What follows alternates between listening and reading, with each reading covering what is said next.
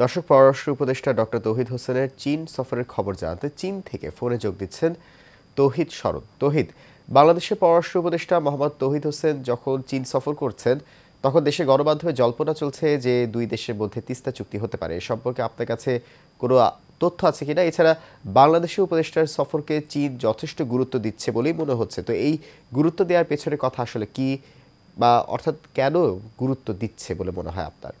জি, ধন্যবাদ। আজ বুধবার সকালেই বেজিং থেকে দ্রুতগতির ট্রেনে করে সাংহাই গেছেন বাংলাদেশের পররাষ্ট্র উপদেষ্টা জনাব তৌহিদ হোসেন। পরিকল্পনা অনুযায়ী সাংহাইতে তিনি সাংহাই ইনস্টিটিউট ফর ইন্টারন্যাশনাল স্টাডিজে একটি আলোচনায় অংশ নেবেন, বক্তব্য দেবেন। এর পাশাপাশি তিনি সাংহাই চেম্বারের নেতাদের সঙ্গে মতবিনিময় করবেন।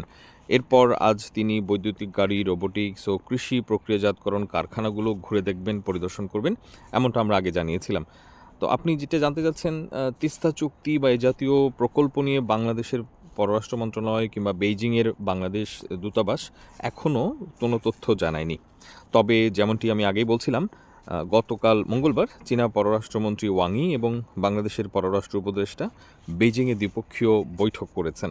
আর বৈঠকে চীনের তরফ থেকে পররাষ্ট্রমন্ত্রী ওয়াং ই স্পষ্ট করে জানিয়েছেন যে চীন বাংলাদেশের স্বাধীনতা, সার্বভৌমত্ব এবং জাতীয় মর্যাদা রক্ষায় বাংলাদেশের জাতীয় অবস্থার সাথে সামঞ্জস্যপূর্ণ উন্নয়নের পথ অন্বেষণে সম্পূর্ণ সমর্থন জানাবে। সেই সঙ্গে বাংলাদেশি জনগণের পছন্দ বা বাছাইকেও চীন সম্মান করে। বাংলাদেশের অর্থনৈতিক এবং সামাজিক উন্নয়নে চীন বরাবরের মতো অব্যাহত সহায়তা দিয়ে যাবে।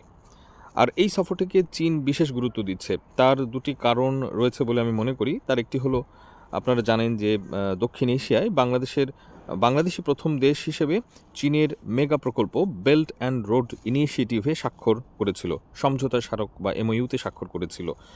এর পাশাপাশি এবছর দু দেশের কূটনৈতিক সম্পর্ক প্রতিষ্ঠার 50তম বার্ষিকী।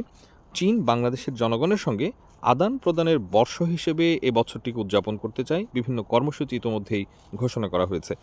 আর অন্তর্বর্তী সরকারের গৃহীত নানা ধরনের সংস্কার কর্মসূচিকেও চীন স্বাগত জানিয়েছে। সেই সঙ্গে চীন বাংলাদেশে চীনা ধাঁচের আধুনিকীকরণকে উৎসাহিত করে। চীন মনে করে যে এটি বিশ্বের বিভিন্ন দেশ, বিশেষ করে প্রতিবেশী দেশগুলোর জন্য একটি উদাহরণ হতে পারে। আর গতকাল মঙ্গলবার সাংহাইয়ে যাবার আগে চীনের কমিউনিস্ট পার্টি বা সিপিসির কেন্দ্রীয় কমিটির আন্তর্জাতিক বিভাগের প্রধান জনাব লিউ শিয়ান চাও বেইজিংয়ে জনাব তৌহিদের সাথে সাক্ষাৎ করেছিলেন।